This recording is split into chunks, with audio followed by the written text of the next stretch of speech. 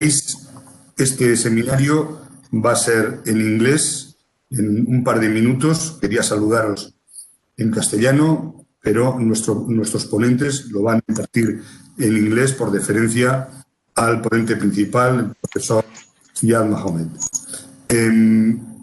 Desde Asempea, pues es un placer el poder aportar un pequeño granito de arena más al conocimiento de los temas que se mueven en ASEAN. Y desde luego las finanzas islámicas son algo que puede ser importante. I'm going to continue in English. I want to thank you, all of you, of course, for attending this webinar. And of course, our two speakers, starting with Professor Dr. Ziyaad Mahomed, who's one of the most the persons in the world that knows more about the Islamic finance, and also Antonio Viñal Menéndez-Ponte, who is going to give us first, I suppose, kind of a general overview in order to give the word later on to Dr. Ziyaad Mahomed. Let me introduce both of them a little bit because they have a very long resume, but I'm going to try to summarize a little bit. Starting with our guest speaker, Assistant Professor Dr. Ziyaad Mahomed, holds a PhD in Islamic Finance from the INCEIF in Malaysia, and also a Bachelor of Business from Anglia Ruskin University in the United Kingdom, and an MBA from Mancosa in the Republic of South Africa. He is also a chartered Islamic finance practitioner and has a certificate in Islamic law holder from INCEIF in Malaysia and from the University in KwaZulu-Natal in South Africa. He studied the Islamic sciences with a specialization in Muhammad from scholars in South Africa, Egypt, and Jordan. He has specialized in Sharia advisory and has gained experience in almost all sectors in the Islamic finance and investment industry, including sukuk, regulatory frameworks, takaful modeling, private equity fund structuring, risk management, and fintech. He is the recipient of numerous global awards for this unique Islamic social finance and fintech modeling technique. Dr. Ziyaad is an ardent researcher in Islamic jurisprudence and finance, accredited with several publications. He has provided training and advisory in Islamic finance in more than 20 countries to over 10,000 finance professionals and Islamic scholars, most recently awarded a Lifetime Achievement honor in recognition of his contribution to Islamic finance in Africa. He also serves as advisor consultant on fintech, Islamic social finance, and sukuk to government organizations in the United Kingdom, Kazakhstan, the Philippines, and Nigeria, amongst others. He presently serves as Associate Dean and Director of e-learning and executive education, and as Assistant Professor and the Head of Islamic Social Finance at INCEIF.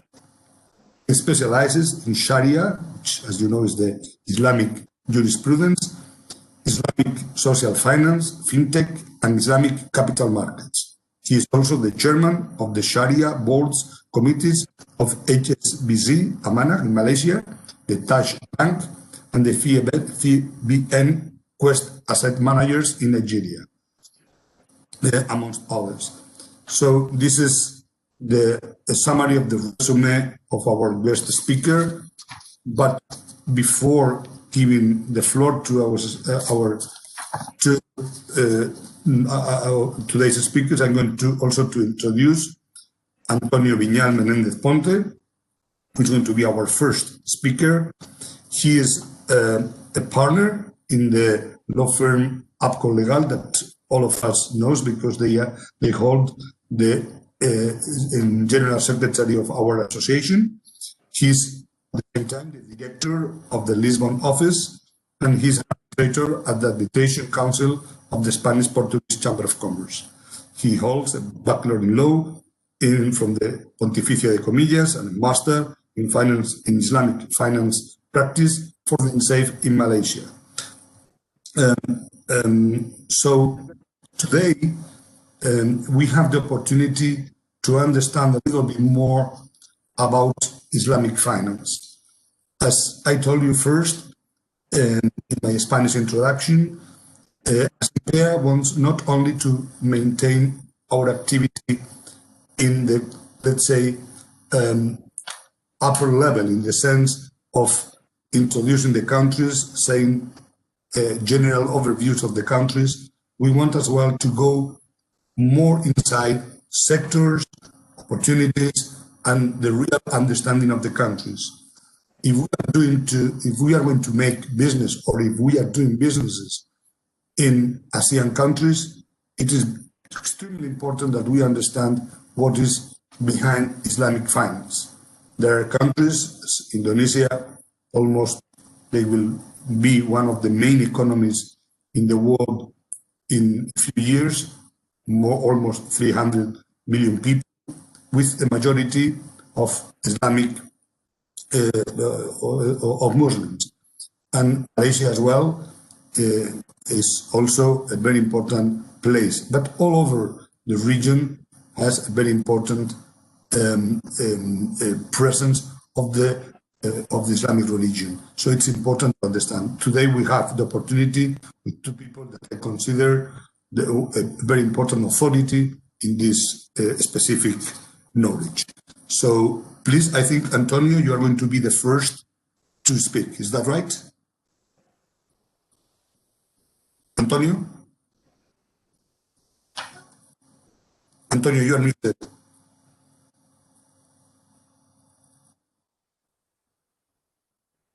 Antonio.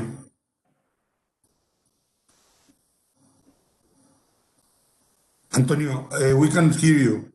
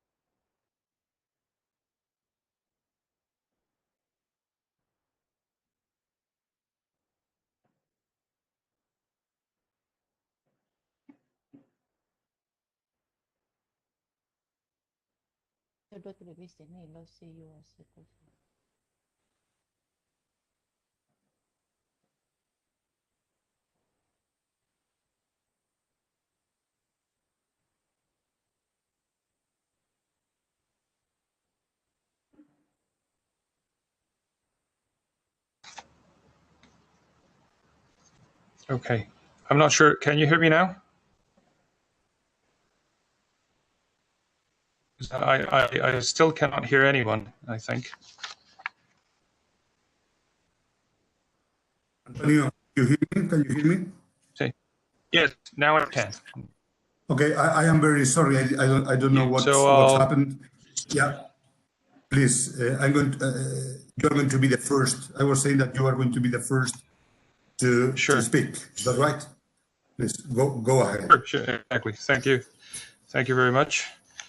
Okay, well, good morning, everyone. Thank you for assisting. A special warm thanks to Dr. Ziyaad for participating in this meeting, and I've had the pleasure of being his pupil in the Masters in Islamic Finance Practice, which I took with INCEIF, and I only completed earlier this year.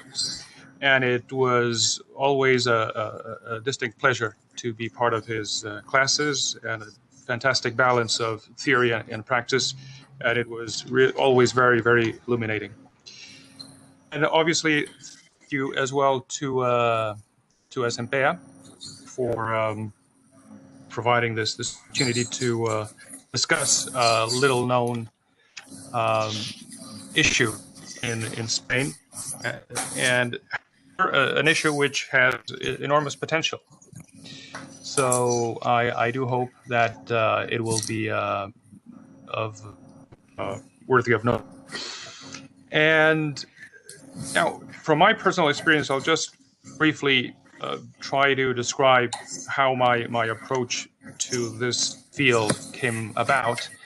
I was when our firm opened the initial representative office in Kuala Lumpur in 2014, I understood that it was absolutely paramount in the context of Malaysian economy, the importance of Islamic finance, and therefore it was definitely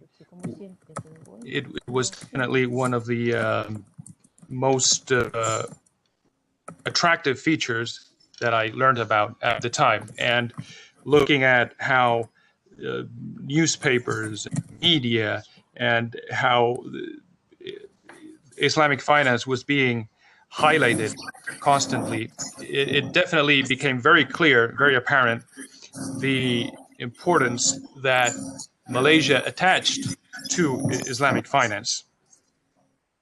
And I feel that this issue is something which is lacking in our discussion in Spain. And however, we could do, of course, a lot more. And one of the issues that I had discussed, or that I had the opportunity to study and research during my master's, was precisely the opportunity that Spain represented for Islamic finance, and how Islamic finance could benefit Spanish companies and approach this new, for Spain at least, this new field.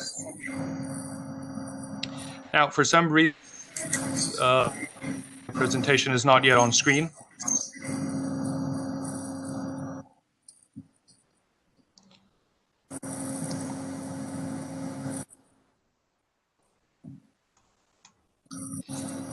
I'm going to try to share.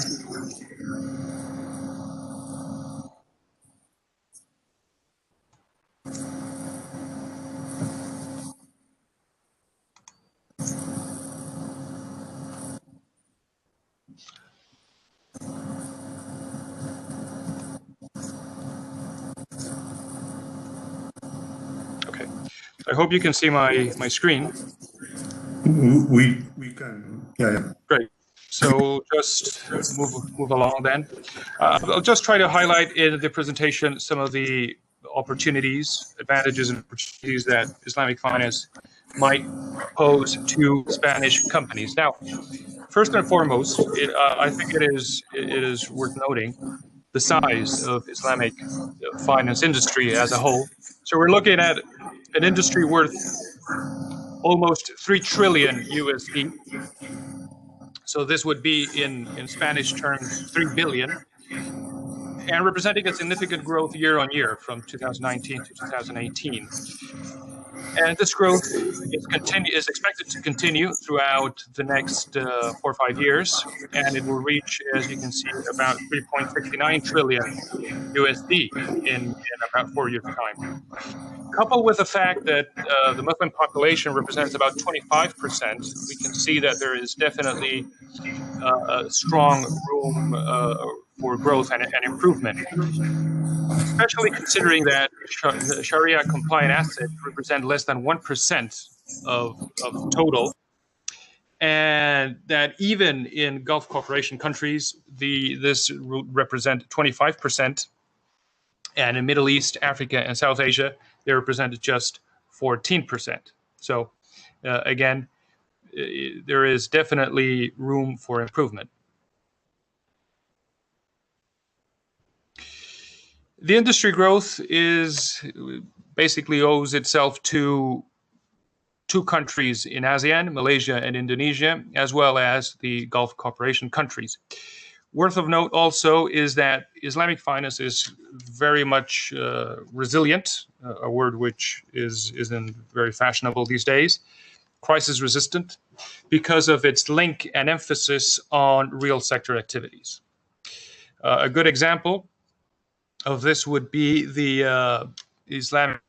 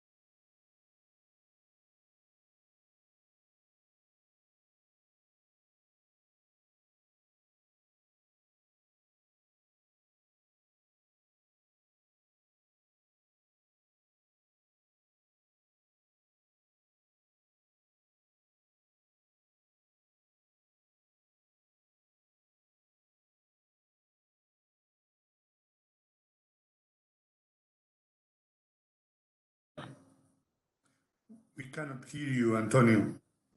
I don't know if you hear us, if you hear me, but we cannot hear you.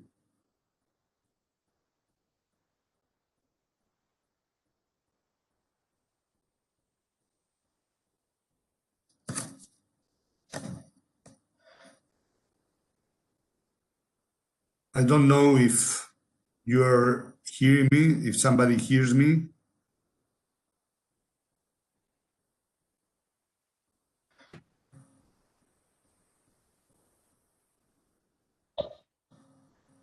Tomás, yo te oigo perfectamente y no sé qué es lo que está pasando la conexión con Lisboa.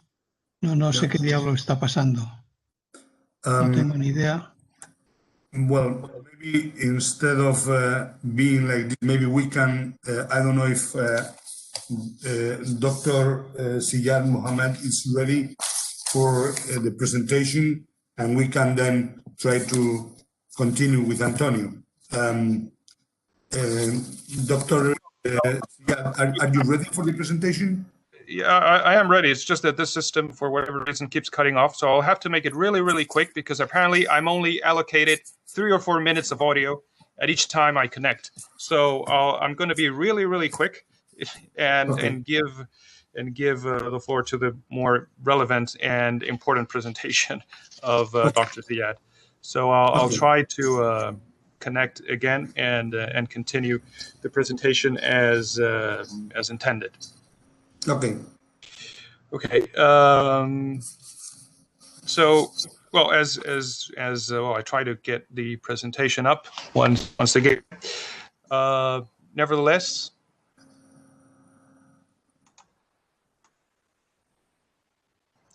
so what is really relevant is for Spanish companies is, well, why tap into Islamic finance? First of all, because we would have access to large available funds that we would not be able to access in any other way. It also may be mandatory for Spanish companies that wish to participate in certain business projects that they cannot access if they do not use or if they are not tapping into Sharia compliant forms of finance. Also, of course, of interest is that, when using Islamic finance, Spanish companies will not be subject to interest. And therefore, their financial obligations would be very different. Finally, risk reduction and greater stability. Islamic finance places greater importance on avoidance of risk. And therefore, and because of its link to the real sector, to real economy, it provides a much more stable way of doing business.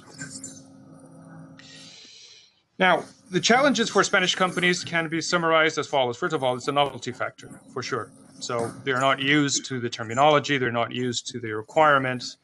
There's a lot of catching up to do. Number two would be complexity of contracts. They're not only due to unfamiliarity, but also there's a multiplication of contracts, which we do not see usually in conventional finance. Number three, in terms of Sharia governance and ruling, there is a lack of standardization, which, however, is trying to be addressed throughout different initiatives. The latest one would be the United Arab Emirates initiative to create a global legal and legislative framework. And finally, we would have additional governance requirements which are not present in conventional finance.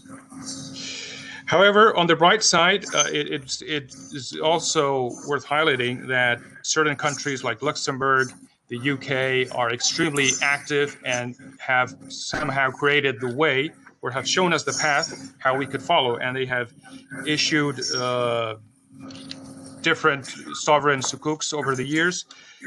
Interesting also, in 2019, an Australian company which is listed in London called NQ Minerals issued a $50 million sukuk.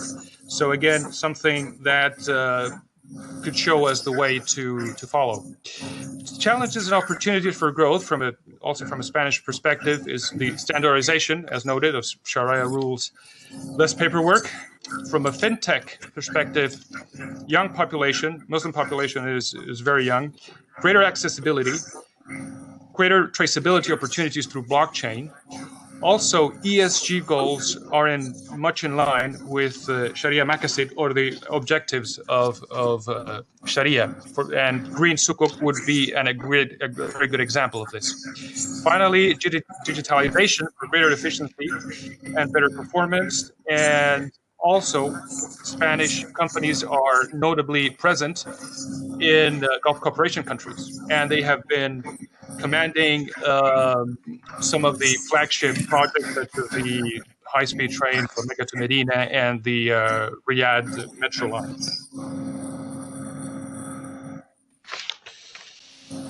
From an ASEAN perspective, I would like to discuss or cover the importance, of course, in Malaysia, third country by Islamic finance assets, 570 billion USD.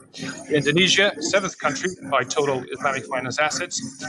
But also some non-Muslim countries, such as the Philippines and Thailand, have, of course, considered the importance of Islamic finance within the region and as an industry of itself.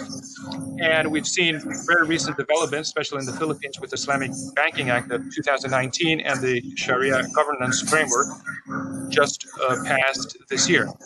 Finally, in Bangkok, one of the largest Thai banks, Bangkok Bank, acquired an 89% stake in Indonesia Bank Permata, which deals both in conventional finance and Islamic finance. So, to summarize the key takeaways, I would like to highlight and let everyone consider is, well, number one, there is a significant growth in assets and in jurisdictions. So Islamic finance is covering more assets and over a wider number of jurisdictions. Then number two, I would say it's a great alternative for project finance. Number three, it also helps as a point of entry to address new markets and new projects. And number four, it helps companies to achieve their ESG goals. So without further ado, and before I get caught off again, I would like to thank you all once again for letting me participate, for being present and part of this webinar. And I would like to give the floor to Dr. Ziyaad, who will give us a very good overview of theoretical and practical aspects of Islamic finance and how Spanish companies can take this into consideration whenever they if they would choose this form of financing. So thank you very much. And Dr. Ziyaad, you have the floor. Thank you. Thank you very much, Antonio, for this introduction that gives a more clear idea. And we are sorry because of this inconvenience of the audio that sometimes keeps cutting off.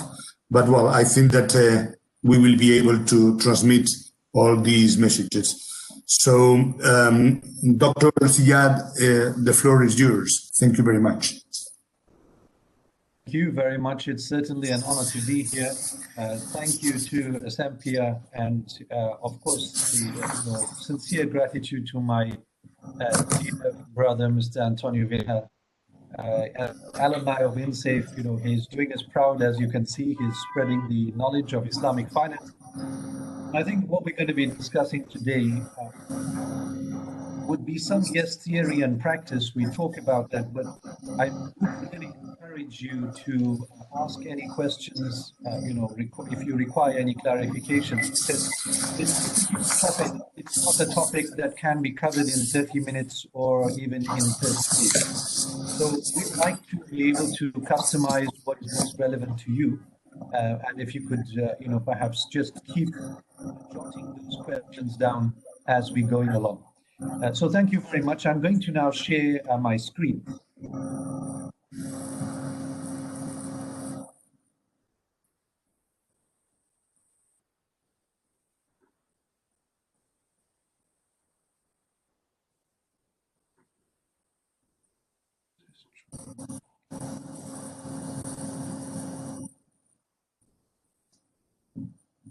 Okay.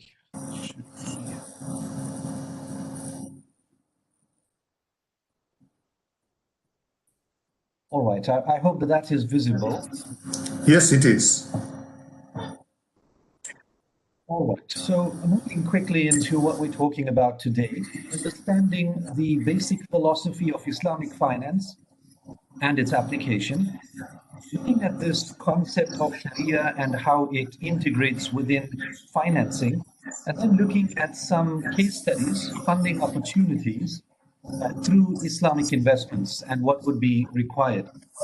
Antonio already began with setting the scene, and setting the scene was understanding the growth of Islamic finance and really, understanding from the perspective of the Middle East, Malaysia, Indonesia, and why Islamic finance is so important. So I'm going to just run by one or two of the figures just to understand how relevant this is for the global market.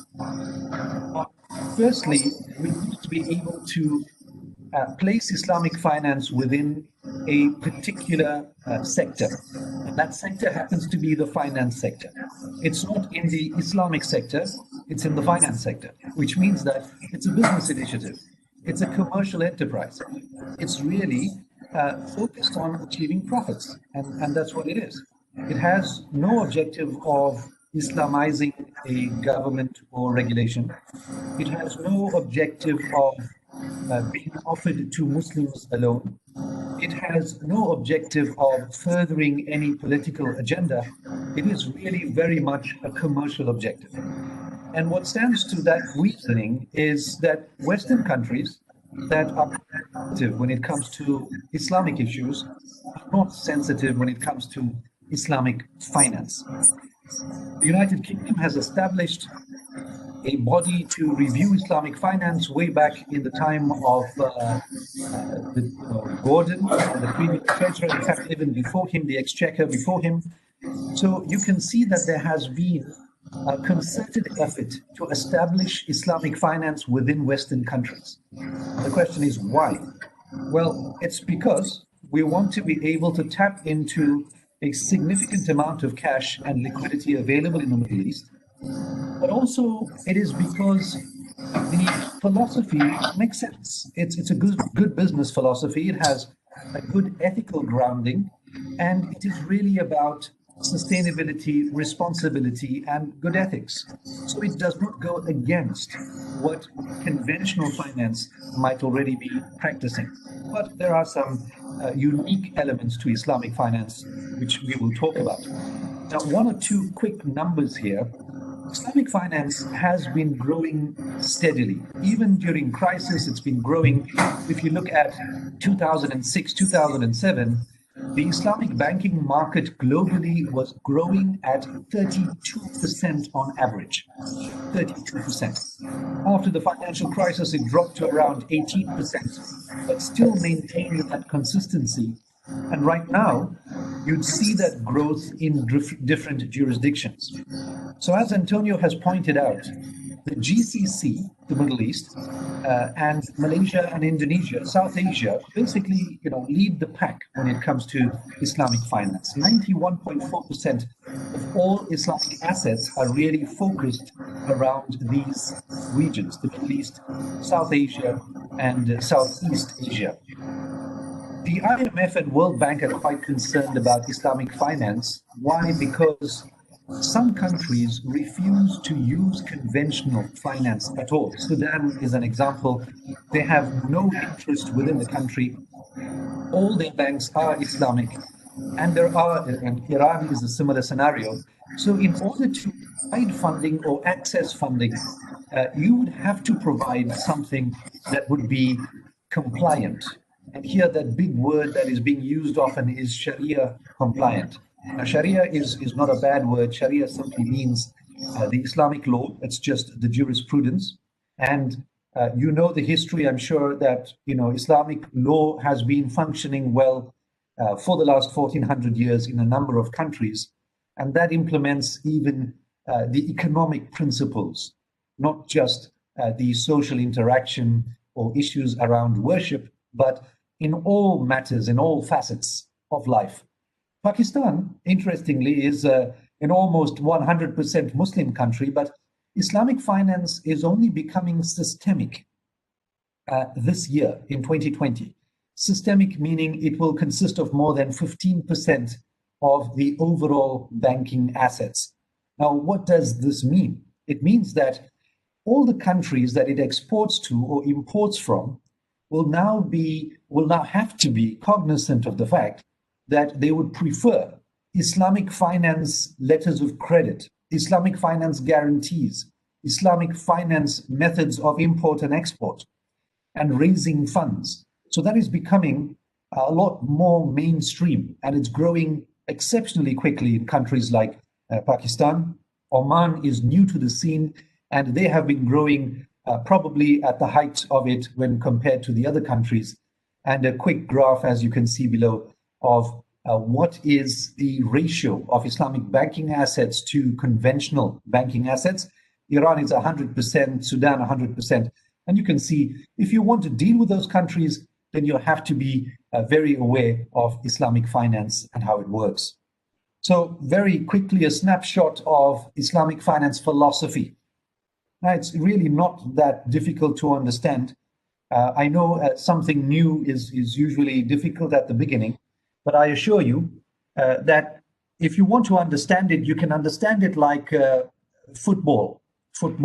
And the reason I'm using football as an example is, of course, one of the legends of football has actually, hope that he rests in peace, Diego Maradona. I've been thinking about football today, so I'm going to use a football example. So if you think about football, and do you call it football or soccer in Spain, by the way? Football, okay. So if you look at football, then if you were to explain how football works, you'd say that you'd have to have a football field. And if you kick the ball out of that field, well, then you've got to ensure that you throw it back in or you kick it back in before you can actually achieve anything. Now, remember that as we go along. Beyond that, you have teams in football, and the objective is to score goals.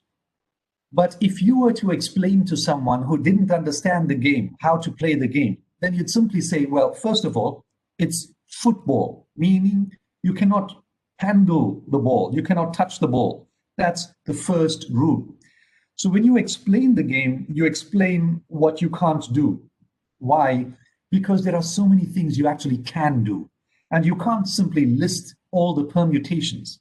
So you can score a goal as long as you don't score it using your hands, as long as you don't score it using foul play and tackling, illegally, or being offside. So if you remember those basic rules, then you have a fair understanding of what you need to do in football. Well, Islamic finance is really very much the same. In Islamic finance, you've got to work within the football field, in other words, the parameters of the law. And the law is well defined in Islamic law. It has its primary sources and its secondary sources of law. And there are thousands of jurists around the world that have actually, interpreted this knowledge, documented this knowledge. It is state knowledge from many countries. It's the state law. So you'd see that Islamic law is fairly well defined as long as you can have a clear standard. So if in football you'd use the FIFA rules, well, then Islamic finance would use something called AOFI. AOFI is an organization, AOIFI. It's an organization that is based in Bahrain, and they issue standards. So very much like your banking standards or accounting standards, they issue Islamic finance standards.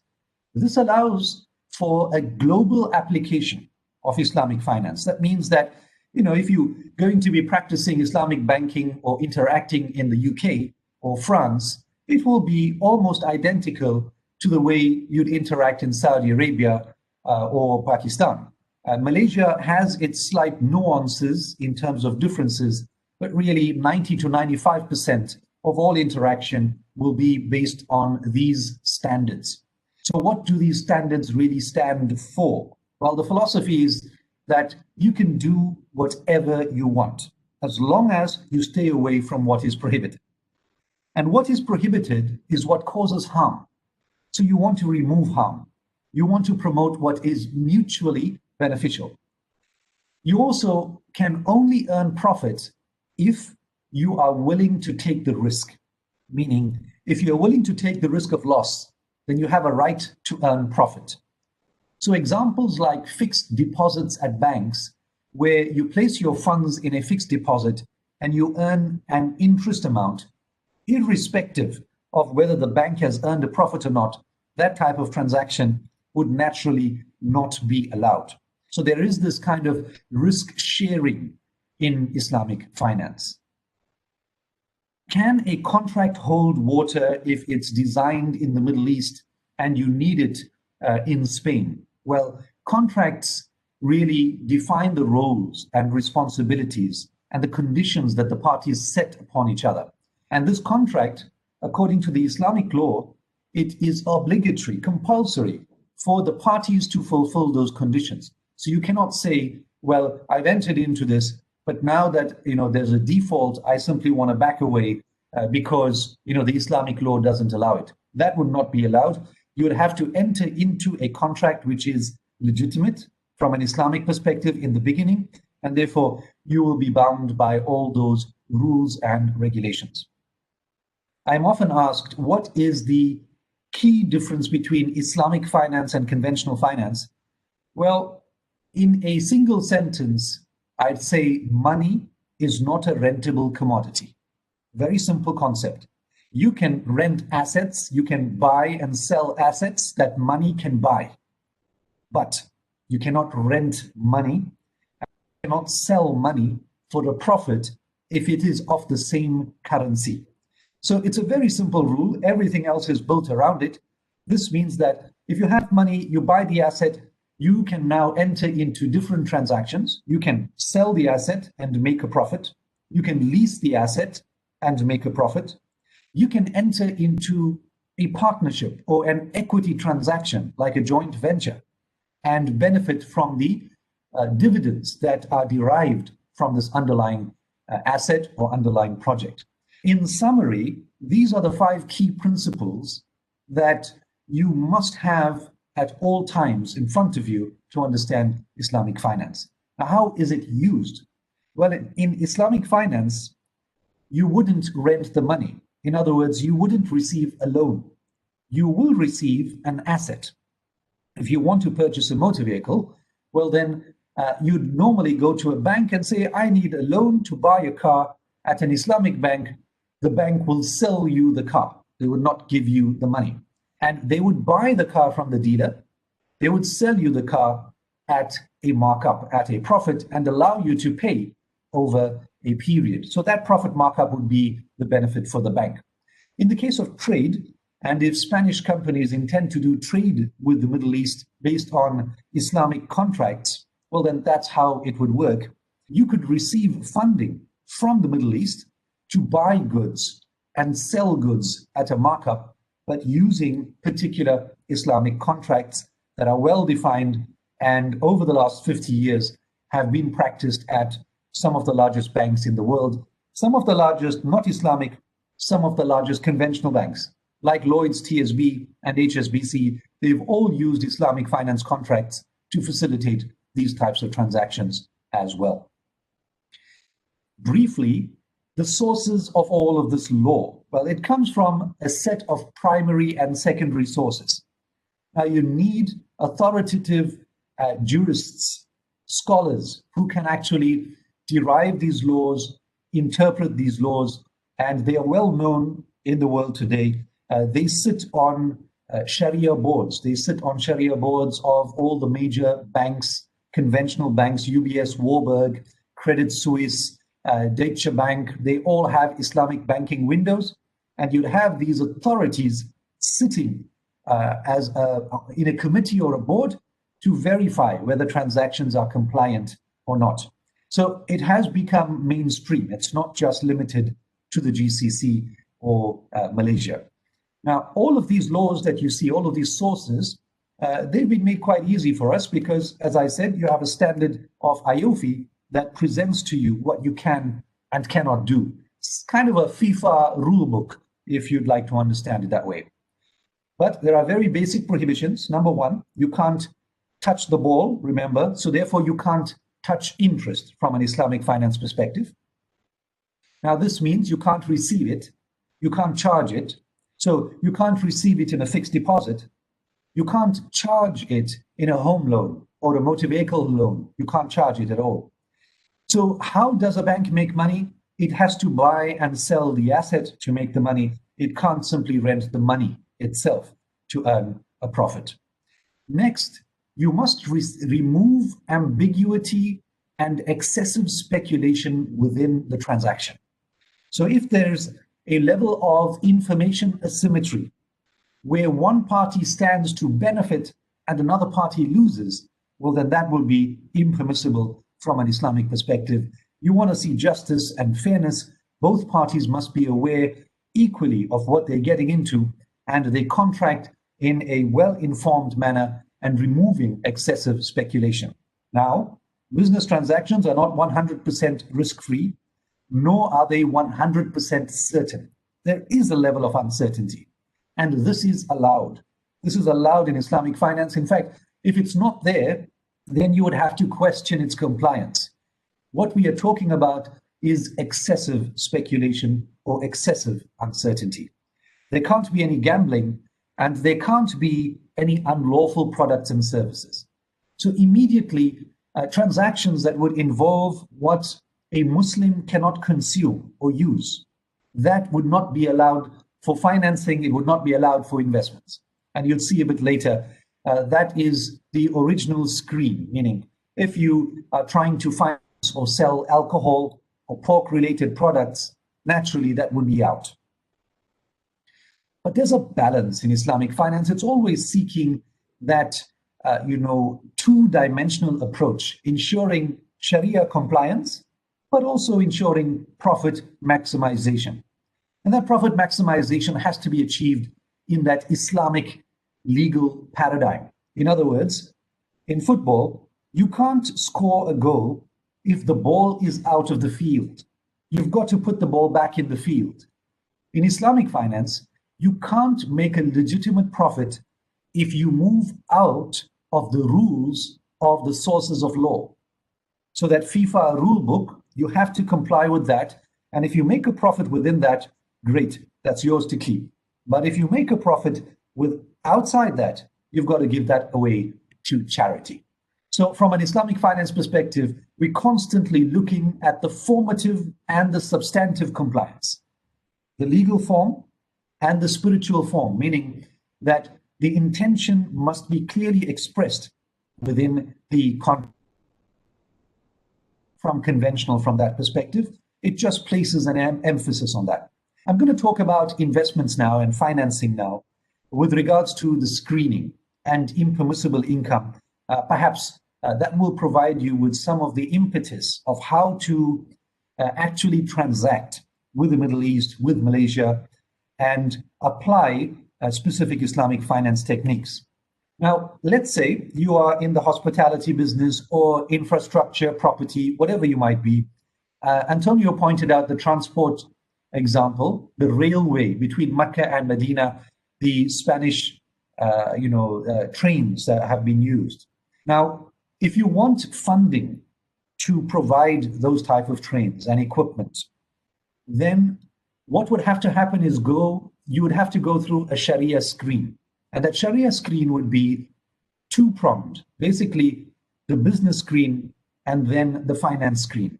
The first element would be, is the business that you're conducting, is that actually allowed in Islamic law? As I say, all businesses are allowed in Islamic law, except just those few that are prohibited. So we're going to have a look at that just now.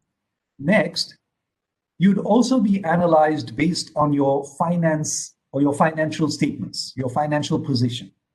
So if you are heavily indebted, if you have excessive interest transactions, if you have a lot of liquidity, then you'd have a problem acquiring Islamic financing or investments. So let's have a look quickly at the first screen. The first screen is referred to as the business screen.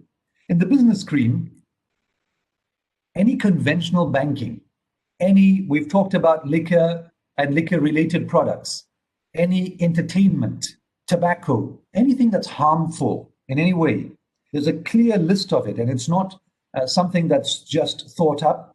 There's a very clear list that countries will provide, Sharia scholars and committees and boards will provide to you to say that these are the no-nos, these are the prohibited businesses. You're not allowed to get involved in these. And if this is your core business, well, then you're not going to be acquiring Islamic finance. You can't really acquire Islamic finance on any of these. That's the first level. In the second level, it's the more detailed screen, and this is the finance screen. It would be a test of whether you are over-leveraged, excessively liquid, or excessively interest-based. These are the generic finance screening methodologies. For example, the total accounts receivable over market cap would have to be less than 33%, because this will indicate that you have an excessive debt book. An excessive debt book might create a problem in terms of funding your company. From a total debt to market cap, basically, this is your gearing ratio. You should not be heavily geared, because if you are, then your leverage levels would not be in tune with what Islamic finance is trying to achieve, a real economic objective that is not reliant on intangible assets. Now, I want to be clear here. Total debt is referring to interest-based debt, not Islamic debt. So if you were a company that had Islamic debt, then that debt would be recognized differently. Well, because it would be asset-based. It would not be based on the lending of money. So therefore, if you simply calculate interest-based debt over market cap, it would have to be less than 33%. Then the liquidity portion, as I say, you should not be excessively liquid. And finally, the impermissible income, the interest income that you earn, should be less than 5% of total income. Now, I need to explain and qualify this. This is when you want funding coming in from the Middle East, Sharia compliant funding, into your company. Now, let's say you're not interested in selling equity in your company. You just want funding for your project. In other words, you are selling locomotives to the Middle East, and you want to attract funding from the Middle East to actually support this manufacturing and transaction. Well, then the project itself would have to go through all of these screening processes, and not you as the company. So we'd segregate the project, and we would ring fence it, and then test the project basically as an SPV, a special purpose vehicle, to determine whether it would be legitimate for funding or not. I have just mentioned some successful cases of Islamic finance. Islamic finance is quite prevalent in the Middle East, Malaysia, West Africa, East Africa. Some of the examples, they're huge multi-billion-dollar projects.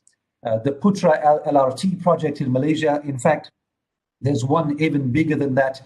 You've got now the MRT, which is the mass rapid transport system in Malaysia.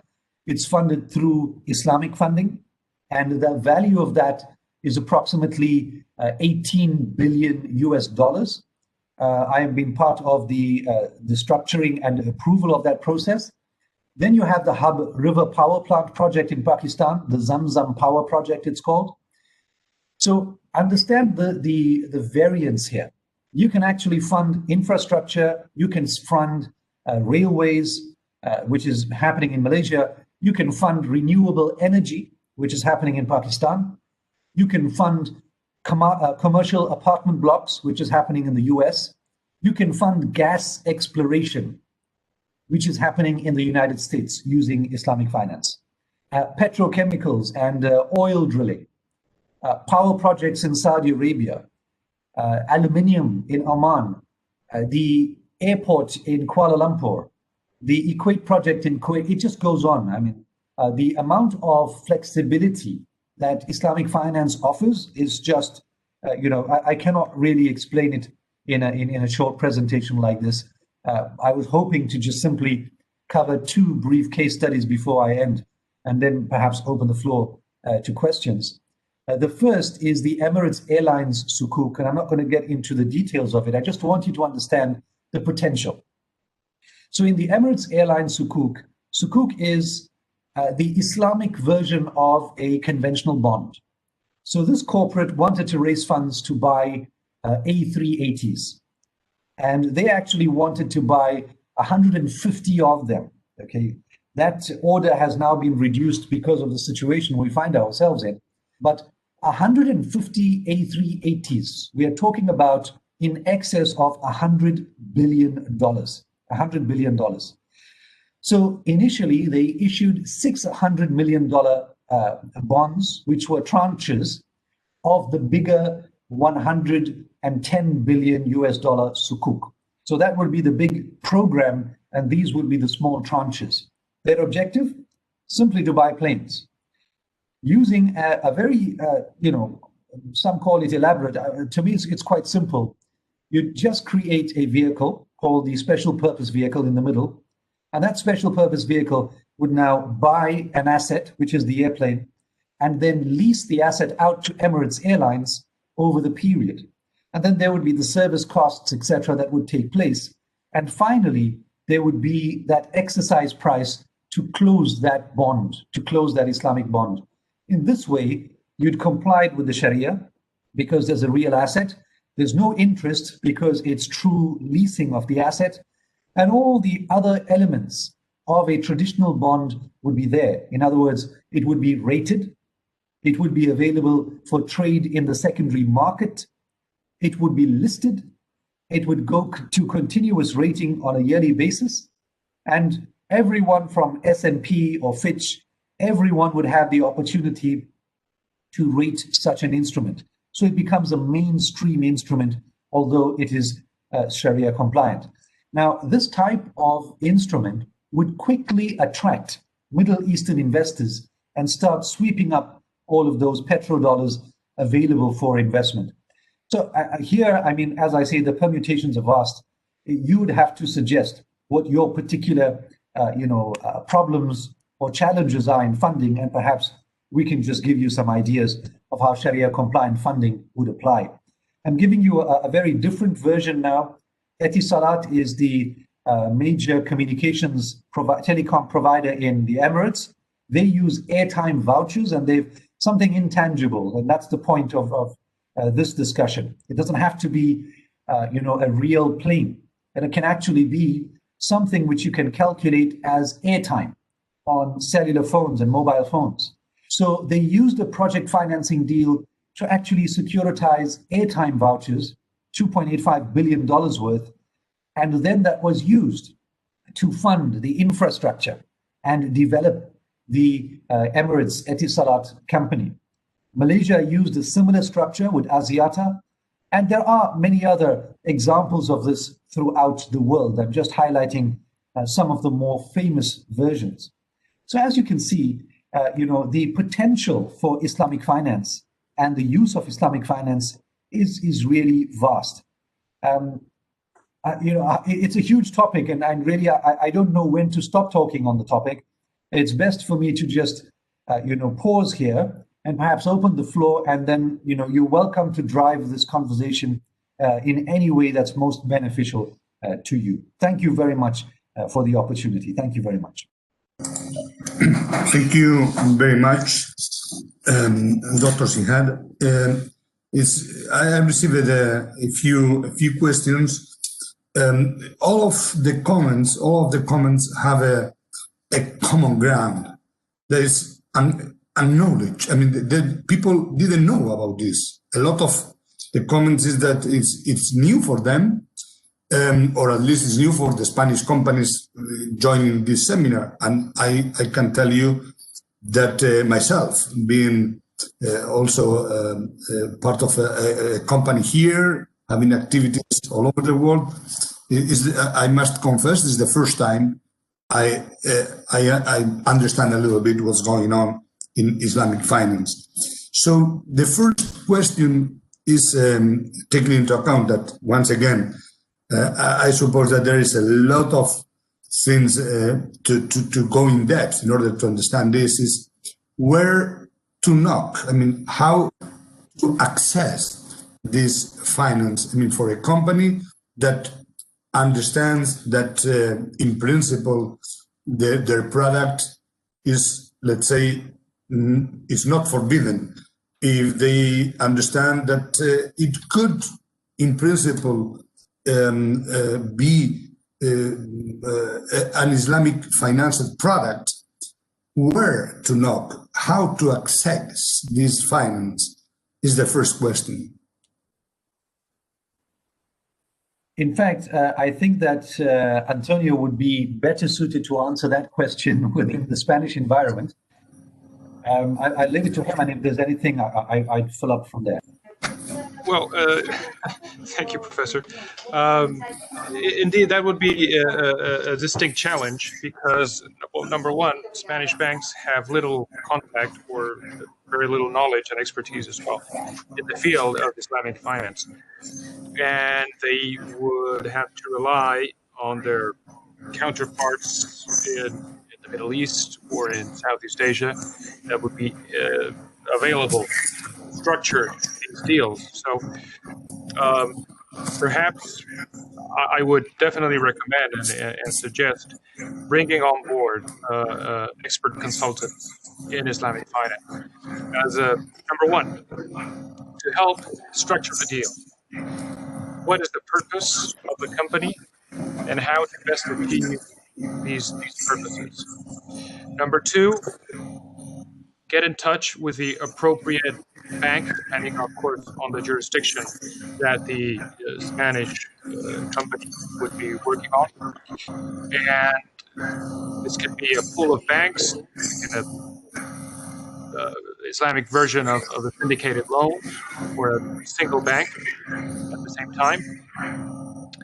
And of course, this would then, depending on what kind of project the Spanish company would be embarking on, then we would be looking at some of the structures that Dr. Ziyaad has just addressed in the case of Tuku, or if it's simply a trade operation, it would be obviously very, very different. So I guess there are three parts or three legs to this one stool. Number one, of course, a clear definition on the Spanish company side of what the purposes, what the objectives are. Number two, to rely on the expertise of appropriate consultants that will be able to give shape and also to advise on the potential pitfalls and difficulties that might arise along the way, and also as part of the bridging and with the Islamic Bank.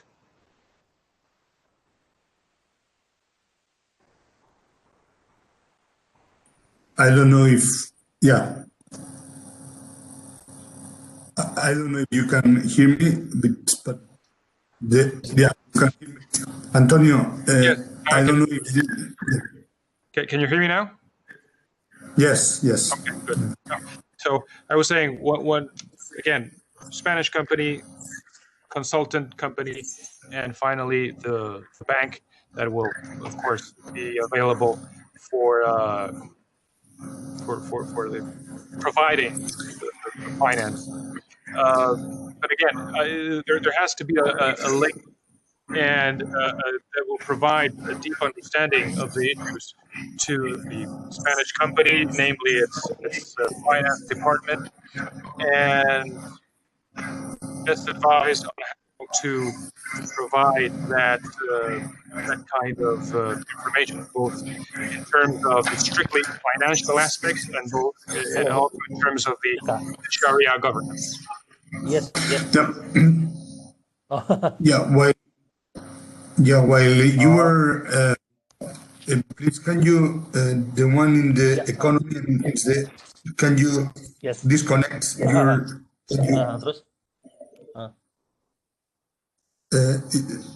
Can you disconnect your microphone, please? Economy? Yeah. Well, while you were speaking, Antonio, somebody jumped on a point on that, saying that it doesn't sound very easy in Spain. I mean, you don't go with your project to a company or to a bank, as, for example, the BVB having a very important stake in another bank in a Muslim country, like the Guarantee Bank in Turkey, so they maybe could understand much more better the Islamic finance. You don't go there and say, hey, I have this need for a loan, which is more interesting, or I want you to put this under the Islamic finance umbrella. I'm trying to transmit, because he asked me in Spanish, so I'm trying to translate more or less the intention of the question. Once again, when you speak about consultants, is that your law firm, is there a list where the companies could go to let us know if it is possible to go under an umbrella of the Islamic finance?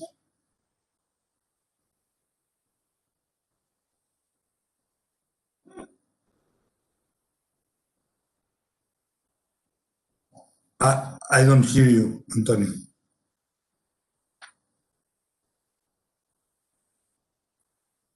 Antonio, I cannot hear you. I don't know what's going on today. This is the first time in our webinars that we are having problems with this system. So I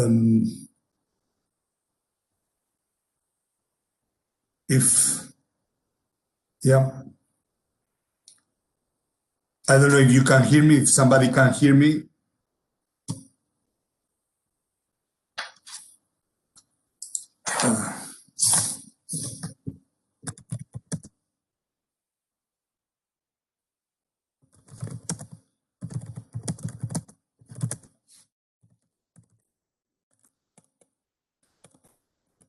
I can hear you. Perhaps just to say that, yes, look, it could be a situation where, Spain is still really at the early stages of Islamic finance. But then you've got to, as Antonio has said, you've got to look at who can bridge that Islamic finance with other countries or other banks for you. There are institutions that do that. I'm sure that Antonio would be able to share some lists of names, but beyond that, you've got the IDB, the Islamic Development Bank, which is a commercial bank based in Saudi Arabia that can facilitate these, or at least, point you in the right direction, because they are a bank which is a conglomerate of the OIC countries. As part of the IDB, they also have ICD. The ICD is really there to support corporates and connect corporates and provide Islamic finance solutions for corporates. So you've got those solutions, ICD, IDB, as your initial places that you can look on. From a Malaysian perspective, you can also reach out to Malaysia. Malaysia has the BNM, which is the central bank, but beyond the central bank, they also have the MIFC. The MIFC is dedicated to connecting, and assisting other countries as well that have not got Islamic finance as a mainstream financing solution in their countries, to find opportunities and to be able to connect people. So that's another opportunity. Certainly, consultants would be very good accessing the funding.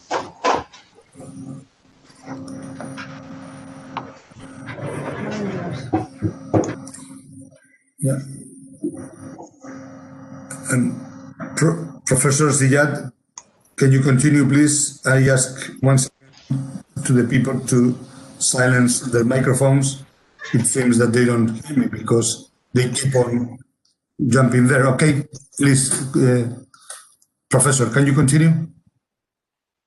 Yes. So neighboring Spain, you have countries that have been very successful. Luxembourg especially has been very successful in Islamic finance, particularly on attracting asset management companies and funds. So Luxembourg would be an opportunity. Switzerland has major Islamic banking players. The UK has major Islamic banking players, including Barclays and other large banks. But then, as you know, Turkey, has Islamic finance, which is building very rapidly. So they would provide you with the necessary access. But then, as you go into the Middle East, looking at the United Arab Emirates, Dubai Islamic Bank, Abu Dhabi Islamic Bank, all of those banks are dealing with international players at the moment. So really, there is a lot of opportunity there. I work with HSBC Amanah, and we deal with other countries outside Malaysia, because not everyone has the level of sophistication that HSBC does. So maybe, for structured financing, even from outside Malaysia, they would look at Amanah or some of the larger Islamic banks to be able to do this. It's often that, interestingly, even Middle Eastern banks and corporates would even reach out to banks in Malaysia to construct structured financing transactions because of expertise. Okay, well, great. Thank you very much for the answer. Well, taking into account the time and also the connection problems that we are having today, it's the first time that it happens to us after a good number of seminars. I think it's time to say goodbye, but not before thanking especially because your presentation was extremely interesting, Professor Antonio. Extremely interesting. It opened to us a new possibility, an understanding of things that were really, as far as the comments, very unknown to the Spanish companies. So we hope that in the short future, the growth that you, Antonio, and yourself, Professor, showed in your presentation will also be applied for the Spanish banks and for the Spanish Islamic finance possibilities. So once again, thanks to all the attendees, and thanks for your time, Professor Antonio. I hope that next time we will not have these connection problems. Just one thing, if you, Antonio and Professor Ziyaad allows us, we would like to publish the presentation so we could send to the attendees the presentation so they will have those data and those informations available. So we will continue in contact. And once again, thank you very much. Thank you. Thank you. Thank you for the opportunity. Thank you. My pleasure.